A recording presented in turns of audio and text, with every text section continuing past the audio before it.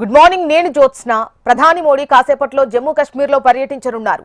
పహల్గాం ఉగ్రదాడి తర్వాత తొలిసారిగా జమ్మూ కాశ్మీర్లో ప్రధాని మోడీ పర్యటించనున్నారు. ప్రపంచంలోనే అతి ఎత్తైన ఐకానిక్ చినాబ్ రైల్వే బ్రిడ్జితో పాటు భారత్లో మొట్టమొదటి కేబుల్ స్టేట్ రైల్వే వంతెనను ప్రధాని జాతికి అంకితమివ్వనున్నారు. ఖత్రాలో 46,000 కోట్ల విలువైన అభివృద్ధి పనులకు శంకుస్థాపనలు, ప్రారంభోత్సవాలు చేస్తారు. చినాబ్ రైల్వే వంతెన మీదుగా పరుగులు తీసే విధంగా ఖత్రా శ్రీనగర్ మధ్య వందే భారత్ రైలును ప్రధాని మోదీ జెండా ఊపి ప్రారంభిస్తారు. ఇక ఖత్రాలో నిర్వహించే బహిరంగ సభలో ప్రధాని మోదీ ప్రసంగిస్తారు.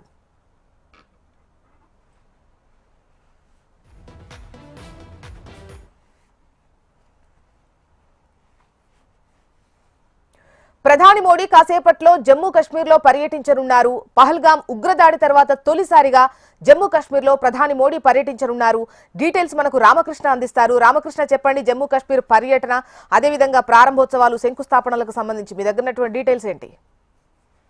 ప్రధానమంత్రి నరేంద్ర మోడీ జమ్మూ కాశ్మీర్ పర్యటనపై ఆద్యంతం రసవత్తరంగా సాగబోతుంది. ఎందుకంటే పహల్గాం ఉగ్రదాడి తర్వాత ఆయన తొలిసారిగా ఈ రోజు జమ్మూ కాశ్మీర్ లో పర్యటిస్తున్నారు.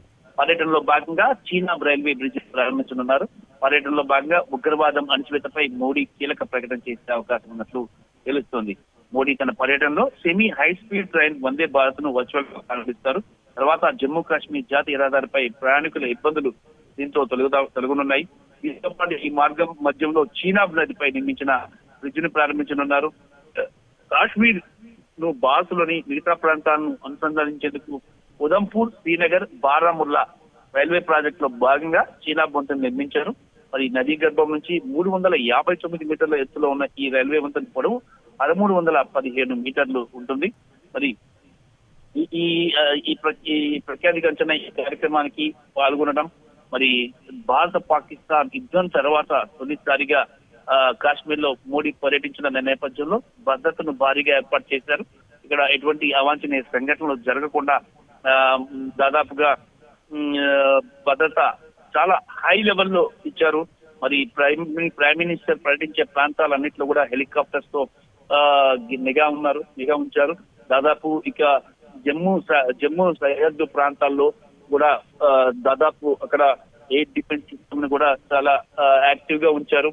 మరి ప్రధానమంత్రి పర్యటన కాబట్టి ఇలాంటి ఇబ్బందులు కలగకుండా ఉండే విధంగా ఇక్కడ మొత్తం కూడా ఏర్పాట్లు చేస్తున్నారు. మరి దీంతో పాటు కేంద్ర హోంశాఖ, రక్షణ శాఖ కూడా జమ్మూ కాశ్మీర్ గవర్నర్ తోనూ, భారత త్రివిధ దళాల అధిపతులతోనూ కూడా చర్చలు జరుపుతున్నారు. ఎందుకంటే ప్రధాని భద్రతలో గానీ అక్కడ ఎలాంటి సిచ్యువేషన్స్ కానీ క్రిటికల్ సిచ్యువేషన్స్ ఏర్పడిపోకుండా చర్యలు తీసుకోవాల్సి ఉంటుంది. కాబట్టి త్రివిధ దళాల అధిపతులు కూడా ప్రధానితో పాటు ఉండే అవకాశాలు కూడా ఉన్నాయి. మరి ఇక దాదాపుగా ఆపరేషన్ సింధుని సక్సెస్ఫుల్ గా చేశారు కాబట్టి అక్కడ ఉన్నటువంటి సైనిక అధిపతులతో పాటు సామాన్య సైన్యం సోల్జర్స్ తో కూడా ప్రధాని మీట్ అయ్యే అవకాశం ఉంది. దాంతో పాటు ఒక పర్యాటకులు ఉంటే వాళ్ళను కూడా కలిసే అవకాశాలు కూడా ఉన్నట్టు సమాచారం అయితే అందుతుంది. ఏదైతేనేమి ఆర్టికల్ 370 తర్వాత జమ్మూ కాశ్మీర్ లో పరిస్థితి అయితే చాలా మెరుగుపడింది. మళ్ళీ ఈ ఉగ్రదాడి నేపథ్యంలోనే మరి పరిస్థితి మళ్ళీ వెనక్కి వెళ్ళిపోయింది. మళ్ళీ పరిస్థితిని తిరిగి తీసుకురావడానికి ప్రధాని నేరుగా రంగంలోకి దిగారు.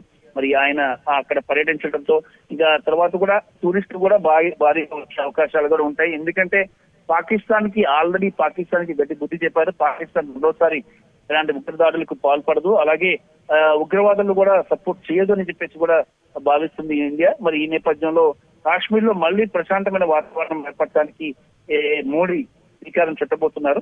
మరి ఈ కార్యక్రమంపై ప్రపంచ వ్యాప్తంగా అందరూ కూడా చూస్తున్నారు. ఎందుకంటే జమ్మూ కాశ్మీర్ అనేది అక్కడ ఎంతటి మారణ హోమం జరిగింది, అక్కడికి ఒక యుద్ధానికి దారితీసింది పహల్గాం పరిస్థితులు. మరి అలాంటి ప్లేస్ లో ప్రధానమంత్రి పర్యటన అంటే అక్కడ ఏం జరగబోతుంది, మరి జమ్మూని వేదికగా ప్రధానమంత్రి ఒక కీలక ప్రకటన చేయబోతున్నారు. ఆ ప్రకటనలో ప్రధానమంత్రి ఏం చెప్పబోతున్నారు అనేది కూడా ఇక్కడ చాలా కీలకంగా మారిందని చెప్పొచ్చు. రైట్ రామకృష్ణ.